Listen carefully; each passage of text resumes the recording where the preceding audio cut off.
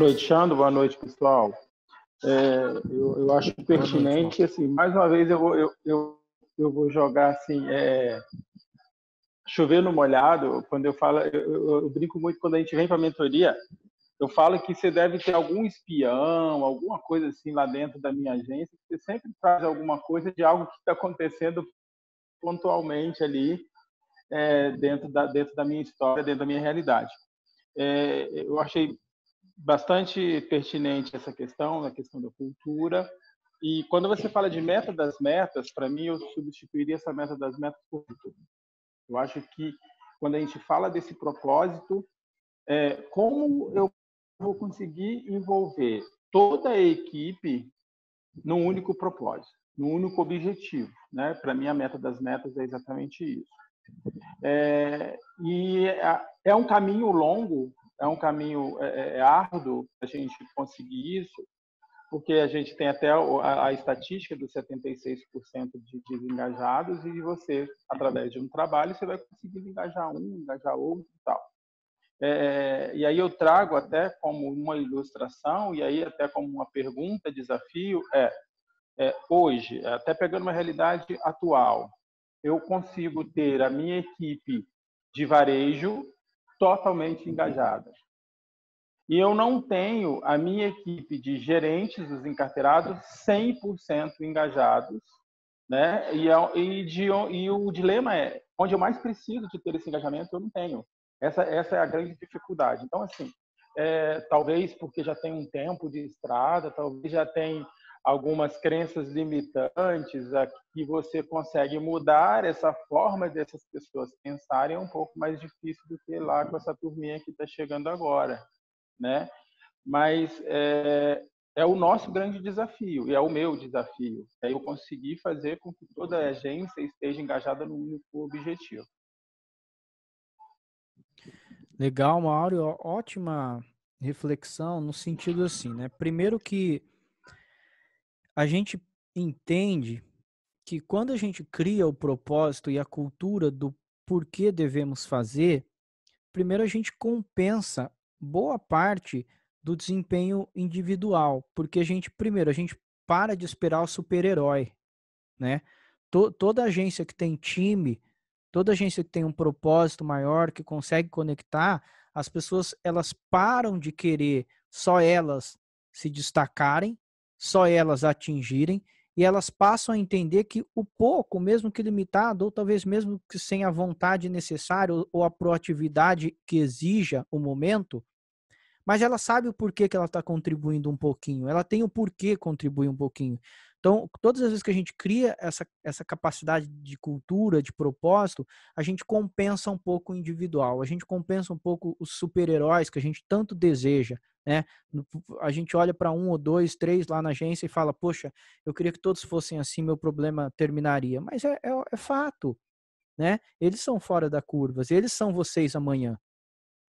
E a gente sabe que não é isso. E aí, pegando o exemplo lá dos dabualas, quer dizer, caramba, os caras são 85% analfabeto, né? Então, a cultura é mais forte do que qualquer individualidade. É aquela frase, né?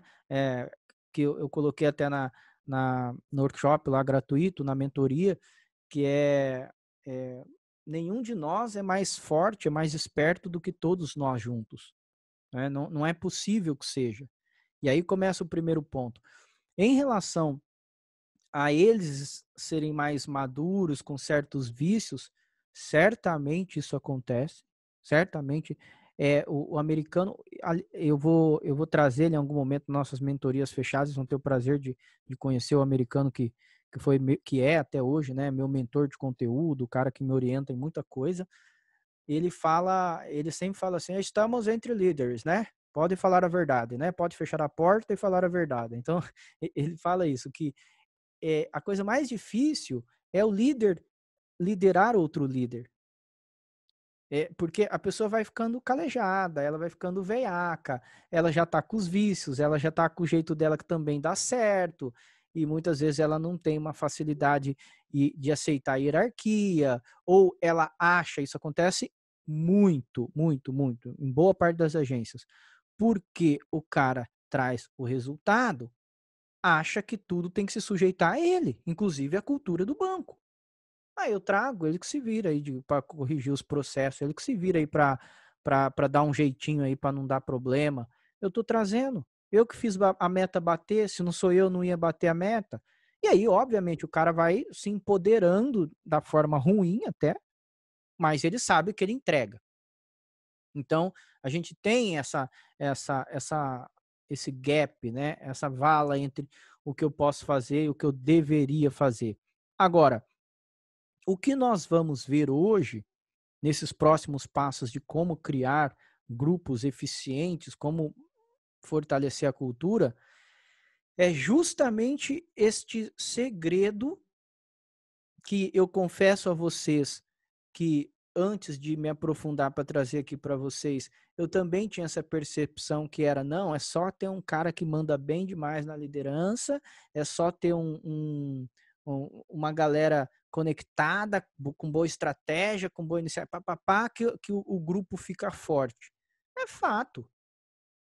Mas, trazendo para um outro contexto, por que os galácticos não ganharam nada do Real?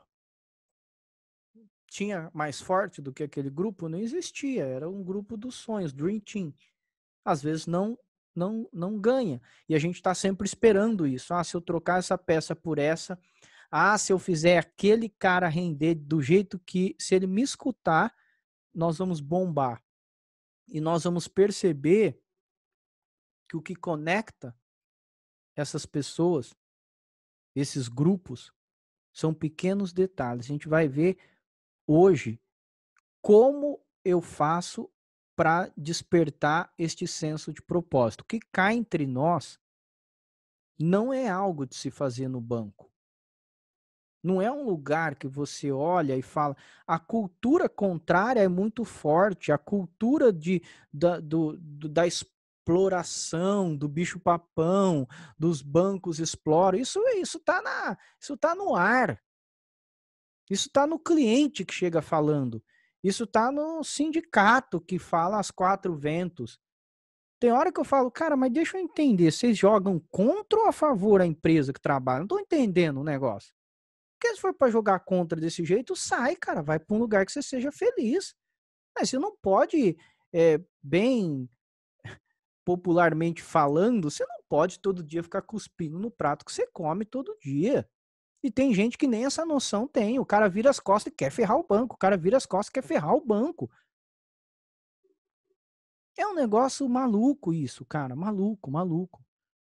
Que não cabe mais também, entendeu? Não cabe. Se você tem essa mentalidade, você não pode trabalhar em banco. Você não pode fazer parte de uma equipe que está preocupada com propósito.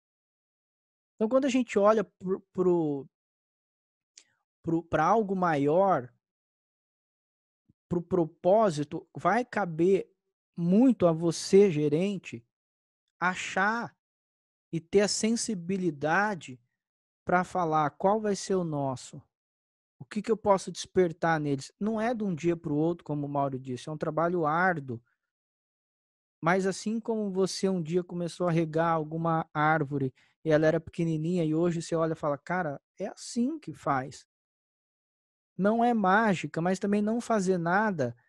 A gente tem um exemplo que eu trouxe aí, ok? Então a gente vai ver essa conexão, esse detalhezinho, mas tudo que você falou é totalmente pertinente dentro da realidade, né? Às vezes o que mais precisa não performa, e aí que eu digo, é nesse momento que o líder pode ter uma atenção especial. Não digo, detalhe, não entenda atenção especial com ir e resolver e fazer o resultado para eles. Não entenda atenção especial, abandonar o resto e só ficar cuidando desse segmento que é o que pode mudar o jogo. Atenção especial é o que eu, como líder, como visão estratégica, como alguém que tem a possibilidade de sair do olho do furacão, o que eu posso acrescentar? E aí é o que a gente vai ver também hoje, quais são os papéis do líder diante dos grupos.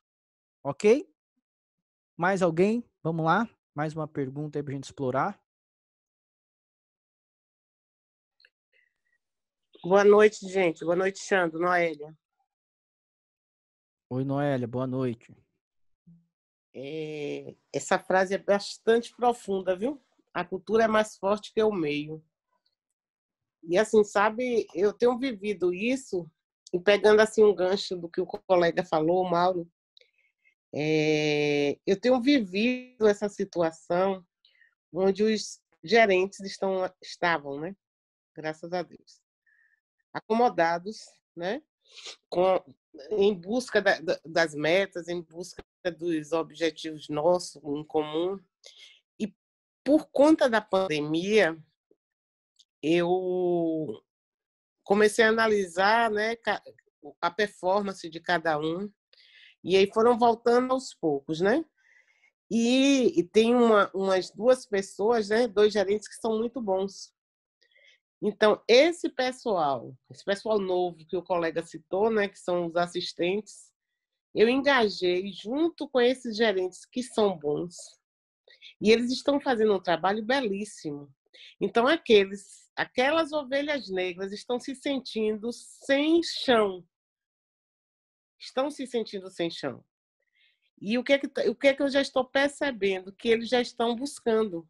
Porque quando elas vão falar com um liderado delas, eles estão encontrando pessoas muito motivadas, pessoas com muito foco, entendeu?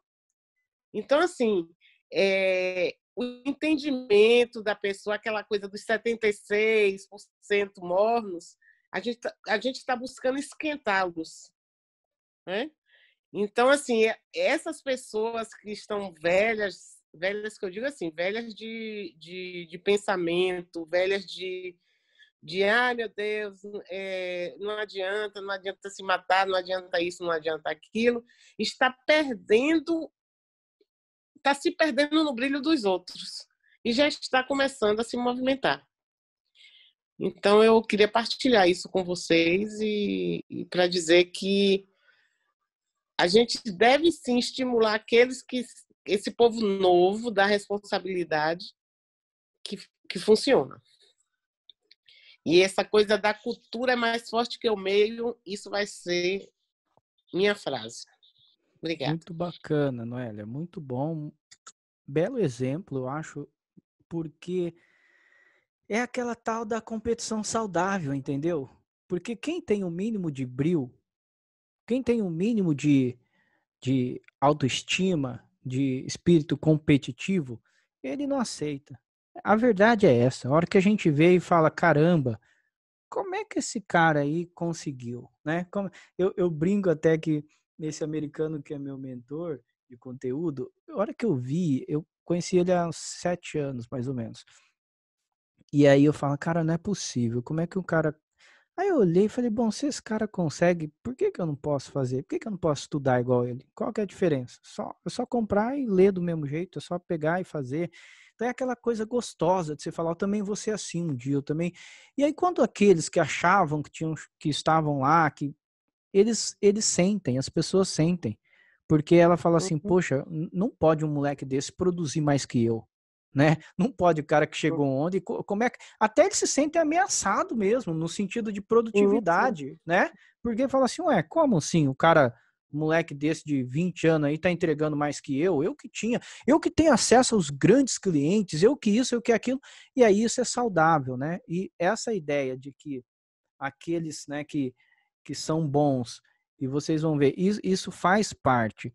Todas as vezes existe um estudo que ele fala assim, que a maior motivação que possa existir no ser humano é quando você sabe que alguém conseguiu conquistar algo real, não importa o tamanho que seja esse algo, por intermédio seu. Diz que quando você sente e sabe que aquele cara, que aquela mulher, que ele chegou lá, que ele só teve condições, que ele só conquistou porque você esteve lá, diz que isso motiva mais do que a si mesmo.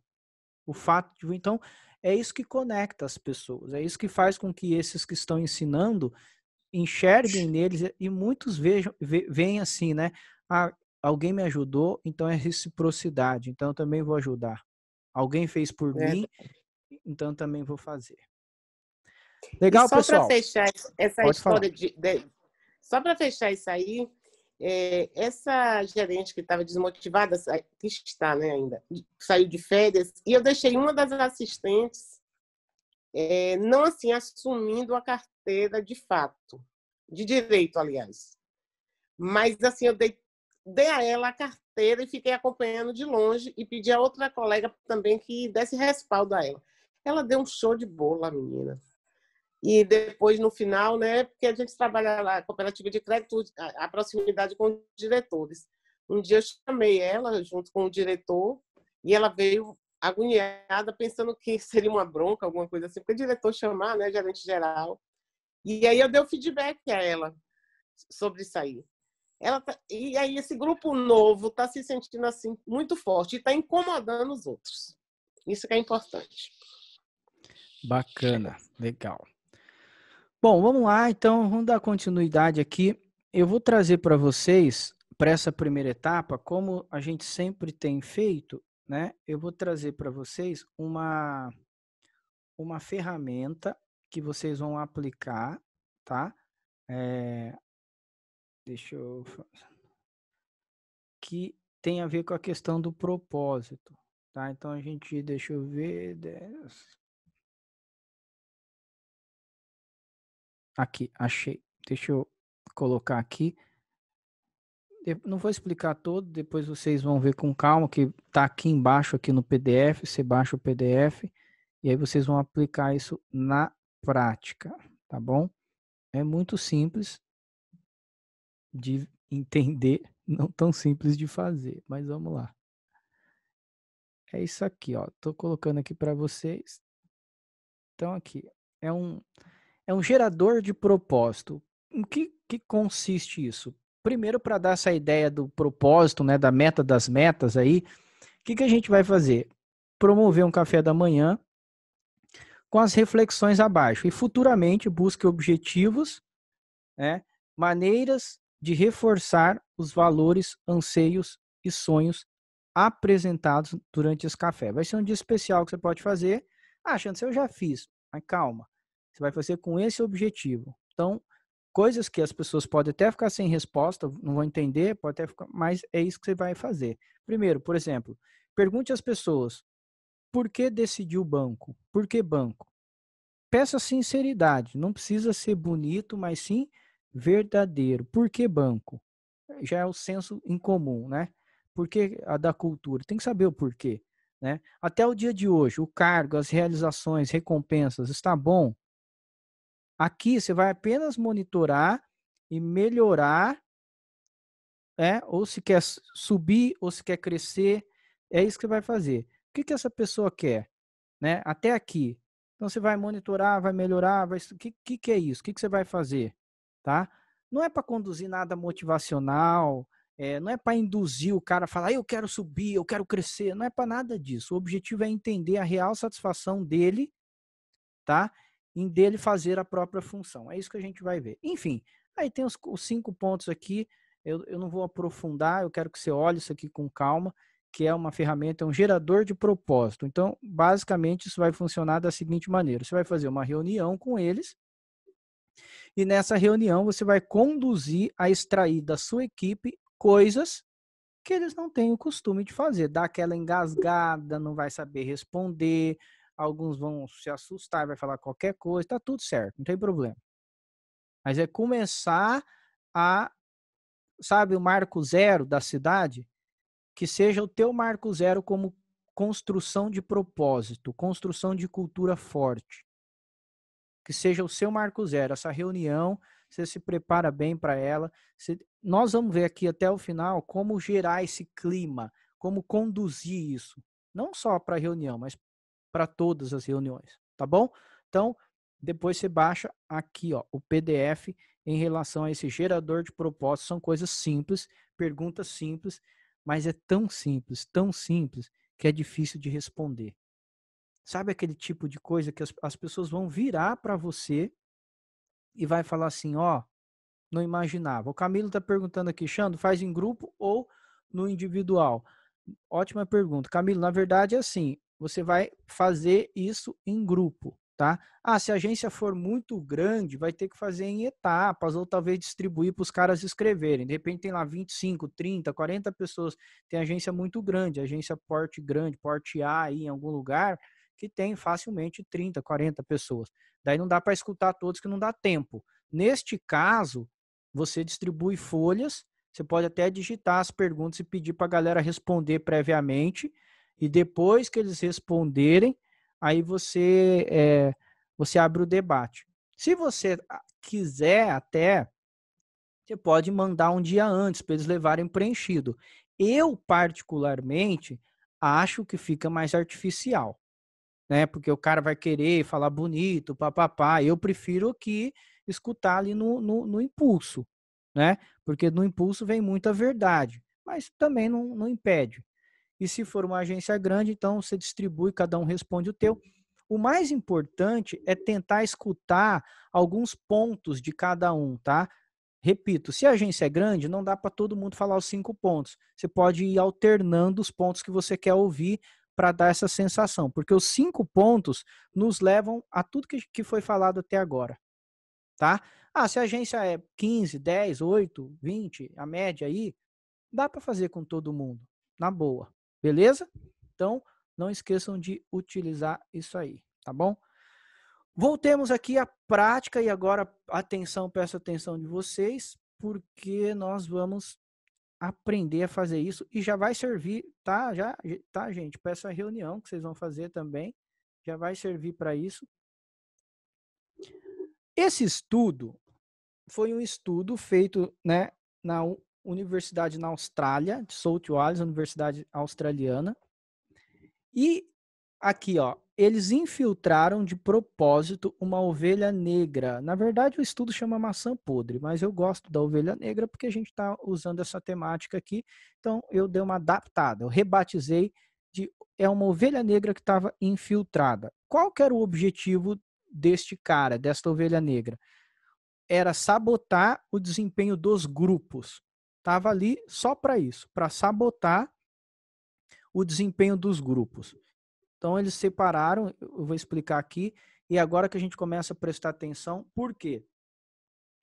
Vocês vão ver o que é possível quando você não cuida dessa ovelha negra infiltrada, e tem a ver com aqueles 76%.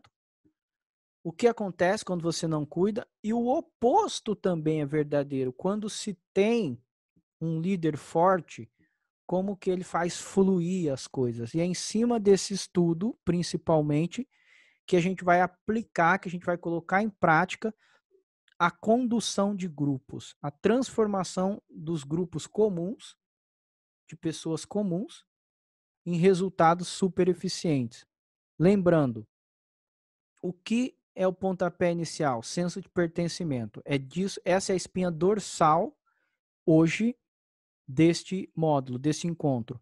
Se você está com muitos problemas diversificados, interpessoais, com os colaboradores, cada um com um tipo de problema, e não consegue engajá-los, com certeza está faltando aí um fio condutor que se chama pertencimento. Sensação de pertencer a algo. Mas vamos ver o que esse estudo vai nos ensinar. Ele é muito bacana e é muito simples de poder aplicar, tá? Não de você fazer o estudo igual, mas o resultado dele é fantástico. Vamos lá. Olha só, o nome da ovelha negra é Nick. Nick é a ovelha negra infiltrada e olha só, o Nick, ele vai representar 3 arquétipos negativos, 3 personalidades, 3 tipos de negatividade, de comportamento negativo. O primeiro é o canalha. O que esse cara faz? É um desviante, desafiador e agressivo. O cara sempre desvia, né, desafia, o cara sempre é agressivo, é o canalha. O outro tipo que ele representa, em alguns momentos, vai ser o displicente. O cara que não se esforça para nada. Ah, não vou se esforçar para nada. E o outro é o derrubador, um tipo depressivo que acha que tudo vai dar errado. Ele entra nos grupos para fazer exatamente isso. Ele fica simulando essas pessoas, O nome a gente chama de Focus Group, né? Que os grupos de comportamento que são analisados em grupo. Isso é um estilo de análise comportamental. E aí eles vão tendo as conclusões, eles vão moldando, eles vão anotando, eles vão observando o comportamento de cada grupo. O fato é que a ovelha negra foi infiltrada lá para derrubar o grupo, representando esses 3 tipos de arquétipos de personalidade. Beleza? Então vamos lá. Olha só.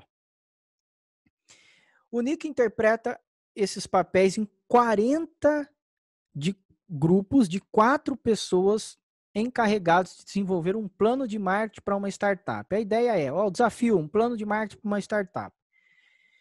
O responsável pela pesquisa, que é o Phelps, chama esse experimento, né, de laranja podre, como eu disse, e detalhe, em quase todos os grupos, o comportamento do Nick, do Ovelha Negra, reduz, olha só que impressionante, a qualidade de desempenho de 30% a 40%. Olha que negócio surreal. O cara mal intencionado, interpretando um desses arquétipos, ele é capaz de reduzir 30% a 40% o desempenho do grupo. E olha só, a queda é consistente, independente dele estar representando o canalha, o displicente ou o derrubador. Ela é consistente. Todos eles, o rendimento vai lá para baixo. Beleza? Vamos entender mais a fundo. Olha o efeito que ele causa nos grupos mais detalhado. Por exemplo, o derrubador, né? Os outros começam a reunião, aí cheio de energia, e aí a ovelha negra, o Nick, fica em silêncio, como se estivesse cansado. Em algum momento ele até deita a cabeça sobre a mesa. Sabe aquela coisa? Ai, meu Deus, quieto, não colabora com nada. À medida que o tempo passa, todos começam a apresentar o mesmo comportamento, cansado, quieto, com pouca energia. No final, olha só, todos estão com a cabeça sobre a mesa, assim como ele, e todos de braços cruzados. Gente, olha o quanto que isso é perigoso. Então, o derrubador faz isso. Vamos ver os outros. Vamos entender. O displicente. No começo, o grupo capta aquela vibe, concluem o trabalho bem depressa e fazem um trabalho mal feito. Quando são questionados sobre a experiência, né, todos dizem que fizeram um bom trabalho, mas na verdade não fizeram. Eles falam aí, nós fizemos um bom trabalho, mas na verdade eles não fizeram. A atitude que tinham assumido é de que aquele projeto não era importante, não valia seu tempo ou sua energia. Ou seja, um displicente dentro da sua agência, ele vai pegar vários processos, várias etapas de procedimentos, ou então importância que você dá numa matinal, e ele vai fazer de qualquer jeito, ainda vai convencer os outros que não vale a pena gastar tempo com isso. Então, isso era o que o displicente gerava nos grupos, ok? Olha só que impressionante. A expectativa do cientista, do Phelps, era de que alguém do grupo, olha só, gente, presta atenção, alguém do grupo ficaria aborrecido com o displicente ou com o derrubador. Mas o fato é que ninguém ficou.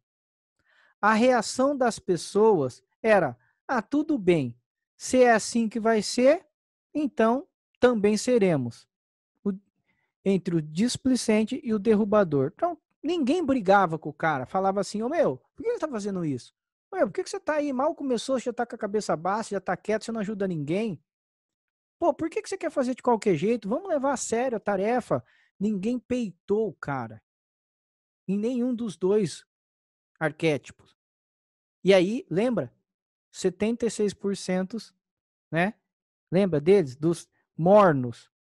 É isso que acontece. Aqui está de engajado, mas na verdade não é engajado. É dos mornos. Aqui, ó. 76%. Depois eu vou colocar aqui para arrumar. dos mornos, que é a nossa estatística. Então, 76% lembra um pouco disso. Vai movendo o cara para cá e para cá. Ah, é assim mesmo, deixa assim. Ah, ninguém reclamou. Ah, fica desse jeito mesmo. A gente já viu esse filme acontecer. Isso valida cada vez mais.